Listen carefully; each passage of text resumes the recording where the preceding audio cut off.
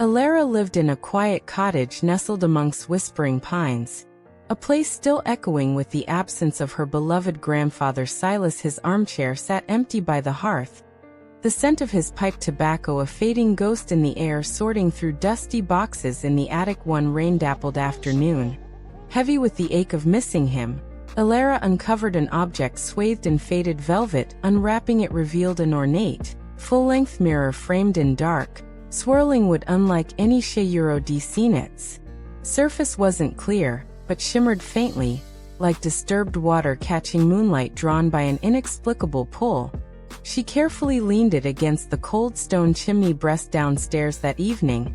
As twilight painted the room in shades of purple and gray, Elara passed the mirror and gasped. Instead of her own reflection, bathed in the weak lamplight, she saw Grandfather Silas.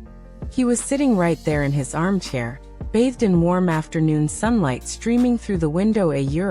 Sunlight that wasn't present in her current gloomy evening. He wasn't looking at her.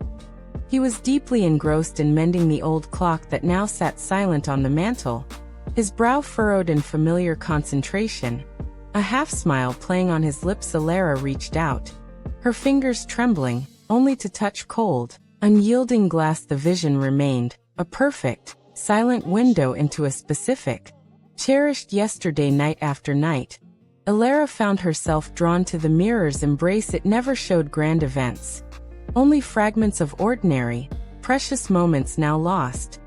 Silas patiently teaching her to tie intricate fishing knots at the kitchen table, his large hands guiding her small ones. The two of them laughing uproariously as flour dusted their hair during a disastrous baking attempt.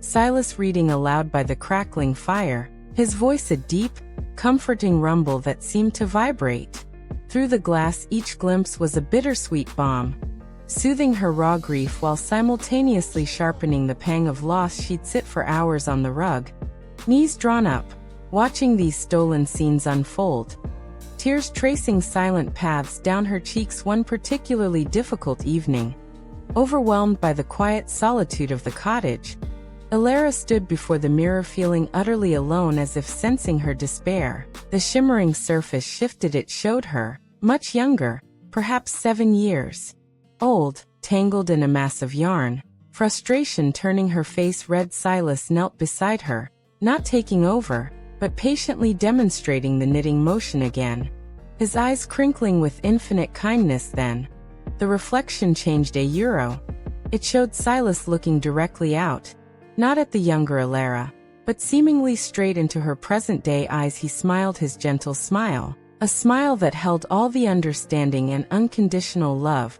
She remembered. A profound sense of peace washed over her, warm and solid, like a hug transcending time. The magic of the mirror wasn't about rewriting the past or escaping the present. It became a gentle teacher. Watching Silas's quiet patience in the reflected yesterdays reminded Elara of his enduring calm. Seeing his delight in simple things, the first sip of morning tea, the song of a specific bird, rekindled her own appreciation for the small beauties surrounding her. She noticed the vibrant purple crocuses pushing through the frost near the doorstep, the comforting rhythm of the tea kettle whistling, the intricate pattern of frost on her windowpane.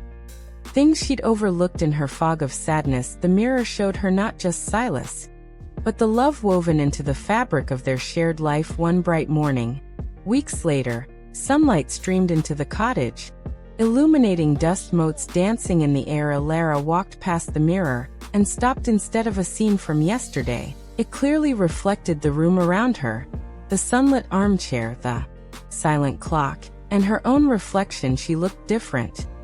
The heavy shadows under her eyes had softened. A quiet realization settled within her. The mirror had shown her what she needed, the enduring presence of love, not as a haunting, but as a foundation. She understood that Silas lived on, not trapped in yesterday's glass, but within her heart, in every lesson remembered, every habit formed, every quiet moment appreciated. With a heart full of tender gratitude, Elara carefully wrapped the mirror in its velvet cloth. Once more she didn't return it to the attic's darkness. Instead, she placed it gently on the shelf in her bedroom, a silent companion that afternoon, She did something she hadn't done since Silas passed. She took down his old, flour-dusted apron from its hook and tied it around her waist, humming a tune he used to love. She began measuring flour and sugar, ready to bake, ready to embrace the quiet joy of today, carrying all the love of yesterday within her, warm and real. And ever-present, the cottage felt less empty, filled now with the living echo of a love that time could not diminish.